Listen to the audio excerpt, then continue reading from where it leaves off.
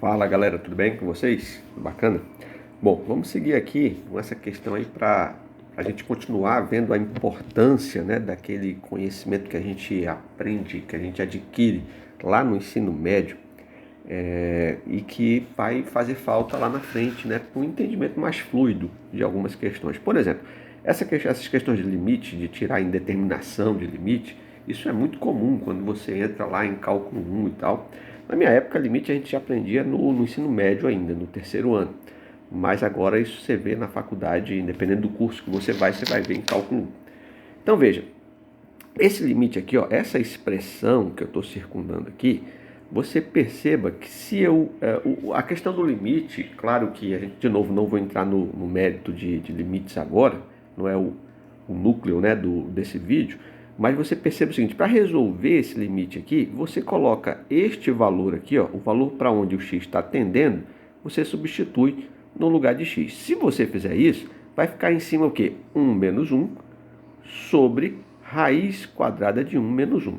Isso aqui vai dar a famosa indeterminação matemática, né? Vai dar 0 sobre 0, que é uma indeterminação matemática, portanto, ela precisa ser levantada ou retirada antes de você resolver esse limite. E aí é que entra a manipulação algébrica e os conhecimentos lá do que a gente aprendeu lá no ensino fundamental e ensino médio. Veja só, olha a importância disso, isso chama-se racionalização. A primeira ideia que você tem que olhar para essa expressão, você esquece o limite, tá? Vamos esquecer o limite, vamos só olhar para essa expressão aqui. Então, esse limite, por enquanto, ó, eu vou deixar ele isolado aqui. Faz de conta que não tem essa string, essa palavra limite aí, só tem a expressão. Qual é a minha ideia? Eu quero tirar esse raiz de x menos 1 do denominador e, ao mesmo tempo, tirar esse x menos 1 também do numerador. Então, para que a gente tire uma raiz do denominador, normalmente a gente faz o que a gente chama de racionalização. E para a gente racionalizar isso aqui, ó, a gente vai multiplicar, e aí é um conceito bem interessante, deixa eu fazer um negócio bem retinho aqui para ficar bacana, a gente tem que lembrar de uma coisa importante. Quando a gente mexe em uma fração, gerando, portanto, uma fração equivalente, para isso acontecer, você pode fazer uma operação, qualquer que seja ela, a mesma operação, tanto no numerador quanto no denominador. Então o que eu vou fazer aqui é multiplicar o denominador e o numerador por uma expressão que eu vou chamar de x mais 1. Então vou multiplicar esses dois caras aqui, ó, tanto o numerador quanto o denominador, por x mais 1. Aí você pode perguntar, Cláudio, mas por que x mais 1? Veio de onde isso? Bom, uma boa observação é você notar o seguinte, toda vez que você tiver isso aqui, ó, se eu tivesse aqui uma soma e quisesse reduzir, ou se eu quisesse encontrar a expressão que eu ia ter que multiplicar em cima e embaixo para tirar esse radical, eu sempre multiplico pelo que a gente chama de conjugado. Conjugado é o quê? É a mesma expressão, só com o sinal trocado, tá vendo? Por que isso? Porque quando eu multiplicar isso, ou seja, multiplicar esse camarada aqui por esse aqui, você vai perceber que como são os mesmos elementos dessa expressão, só que unidos por sinais opostos, nós vamos ter um produto notável aí bem interessante, que é o produto da soma pela diferença ou da diferença pela soma. E que a gente sabe como resolve isso, se não souber, a gente tem que... E essa é a nossa função aqui, né? Nosso objetivo é fazer você lembrar que esse produto notável você resolve assim, é o quadrado do primeiro menos o quadrado do segundo. Ah, como é que eu sei isso? Basta você multiplicar. Se você pegar essas duas expressões aqui, ó, e multiplicar as duas, tipo o chuveirinho mesmo, né? Pega esse por esse por esse, depois esse por esse e depois esse por esse, você vai encontrar exatamente o quadrado do primeiro menos o quadrado do segundo. Ou seja, independente se for raiz de x ou se for 1, enfim, independente dos dois elementos dessa expressão, se elas forem conjugadas, ou seja, os mesmos dois elementos unidos por sinais opostos, no caso soma e subtração, você vai ter esse produto notável que te permite, então, se você resolve como o quadrado do primeiro menos o quadrado do segundo, quando você tem uma raiz, o quadrado de uma raiz quadrada é só um número, ou seja, você já tirou a raiz. Percebeu? Então deixa eu apagar aqui, ó. Então isso é que eu costumo chamar de manipulação algébrica, que é muito importante e que cada vez menos nós estamos tendo, nós estamos esquecendo, porque cada vez menos a gente é convidado a fazer a ter esse tipo de raciocínio, né? Então vamos lá, como é que ficaria isso então? Em cima eu vou deixar do mesmo jeito que está. Eu vou colocar aqui a minha linha de fração, bem grandona, certo?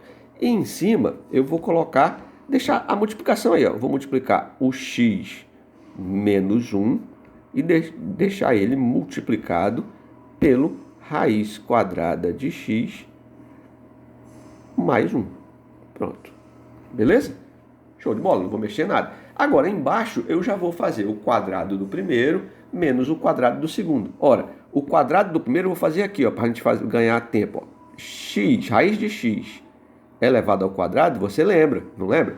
Que é só você pode simplificar isso com isso ou seja, o expoente com o índice do radical, e você tira a raiz e fica só com o x, né? Você lembra disso? Você lembra, por exemplo, também, você pode fazer assim também, ó, a raiz quadrada de x, né? Na verdade, isso aqui, a raiz quadrada de x é x elevado a meio.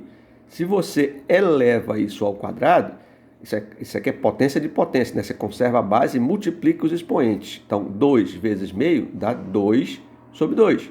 2 sobre 2 é 1, que é exatamente igual ao x aqui, né? Então, essas coisas que são básicas, mas que a gente não pode perdê-las de vista, porque vai resolver muita coisa para nós na frente. Então, aqui vai ficar o quê? O quadrado do primeiro, quadrado da raiz quadrada de x, que é x, e o quadrado do segundo, menos o quadrado do segundo. O quadrado do segundo, 1 ao quadrado, é 1. Olha só que maravilha.